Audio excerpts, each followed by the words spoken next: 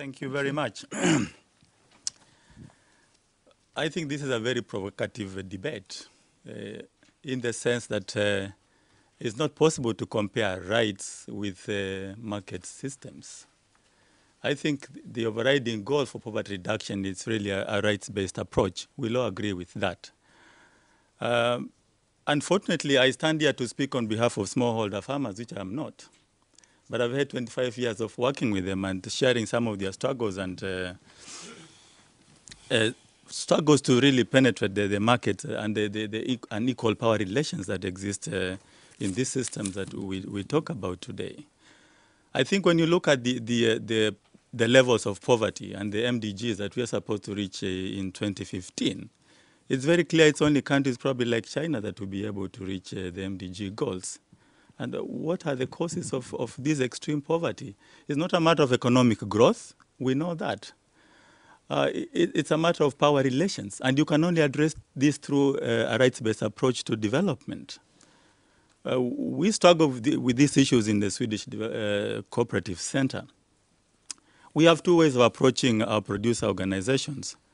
And again, when we discuss about smallholder farmers, I think it's much more profitable to talk about the smallholder farmers organizations. Because I think the only way they'll be able to have a voice in the market is really through organized farmers. And here, probably only my friend from India can have the right to speak on behalf of smallholder farmers. Because really the key is really how they get organized and manage to penetrate the market, as we have seen very much with most of our producers in Latin America, in Africa, in Asia that we work with. Unless you build their capacity to increase volumes, to lobby government so that there are right policies that enable them to have equal share in the market, it's very difficult simply to have market solutions. So we have two-pronged approach when you support the smallholder farmers and the organizations. One is a livelihood approach, where we recognize you need to come into the interventions so that they provide services to their members, they increase their numbers, they get legitimacy. Then at the higher level, they can influence government policies that enable a fairer share of the market. Then with that two-pronged approach, I think you are able to create sustainable rural areas where you have organized farmers that are able to attract more members and are able to influence systems in the government, both production systems and also trade policies. In this way, we support both national apex organizations and regional platforms that very much work with the governments. What I've noticed with the sad story is that the funding mechanisms are very skewed towards government systems. I think in the last debate when we were discussing about pro-poor growth, I asked a government representative how much of the support goes to producer organizations, but there was hardly any. It was 100 million Swedish krona to IIED, International Fund for Agricultural Development. And we know these big UN organizations, what do? They work through the government systems. And through the government system, smallholder producers have no power at all. So I think we need to rethink also the funding mechanisms. How do we get money to smallholder producers and their organizations? If you look at the CGIR system that gets a lot of funding also bilateral and through the UN system, it also goes through national extension programs. It doesn't address smallholder producers. And within the Swedish Cooperative Center, we have very clear success stories, not small pilot examples. If I quote quite big programs we've had in Central America, for instance, in Costa Rica, one of our partners, SEDECO, they have managed to compete with the big multinationals like Monsanto to penetrate the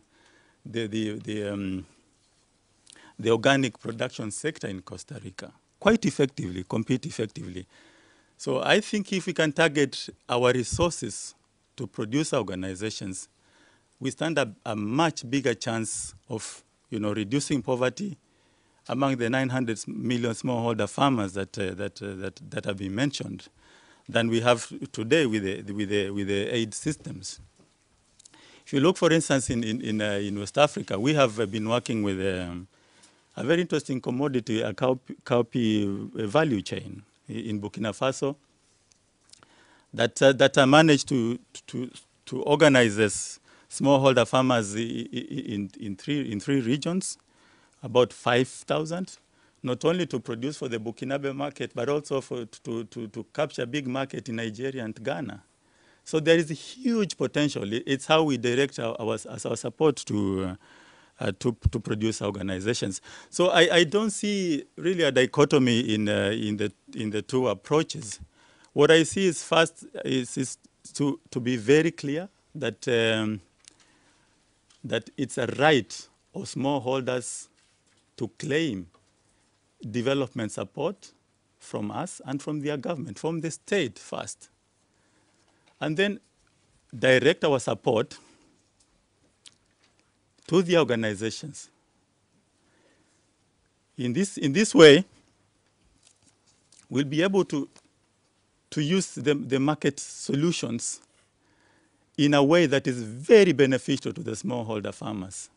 Sometimes this analysis tends to be too much at macro level, looking at the trade agreements. And as it was mentioned, there's huge potential in local markets that are really today underdeveloped. And very much based on the kind of development paradigms that have been promoted for a long time, and also a lack of involvement in planning together with smallholder farmers, I believe, in most of our interventions that we have today.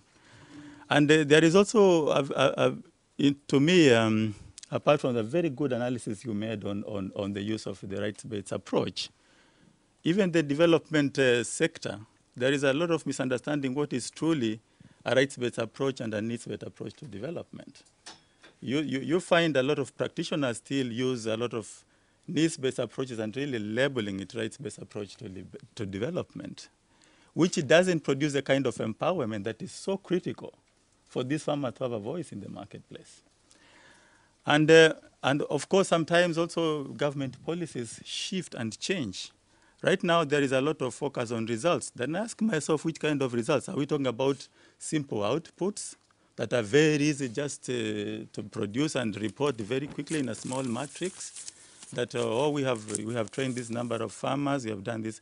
Or is it results that focuses on processes? Because when you're talking about poverty reduction and having a world free from injustice, is it not only looking at outcomes, but also processes that leads towards that? So, and I think it's sometimes I usually tell people it's not possible to play golf by just reading a golf book. You have to experience it. So I believe that in this debate, it's very important to be very clear when you are dealing with smallholder farmers that they have the right to development. Secondly, we need market solutions that are very context-specific to the region, to the area. And then we need to combine them both and to have a process-driven way of measuring results so that we can learn from the process. Because then we'll shift from the cliche that comes on now it's rights-based approach to development, the silver bullet for poverty reduction. Now it's a market solution, it's a silver bullet for poverty reduction. I would end my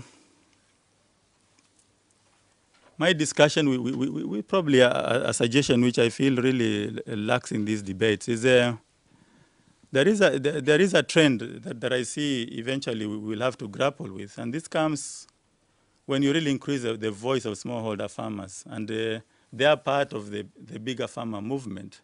How do we deal with power relations also, when they have a voice and they have different interests, and they belong to the same organization? So this I think it's a very important debate and should be the next level of this discussion. Within the market and rights-based approaches, how do we deal with the potential conflict that will arise eventually with the different interests between the smallholder farmers and large-scale producers. I see this very trend happening, for instance, in countries like South Africa, where we've had a membership, in the same farmer movement between large and small scale.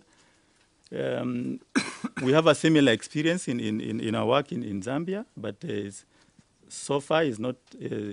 We see no conflict, but I see the potential as these two groups come together, that there'll be polarization, and of course power relations will change. Thank you very much. I'll let my discussion there.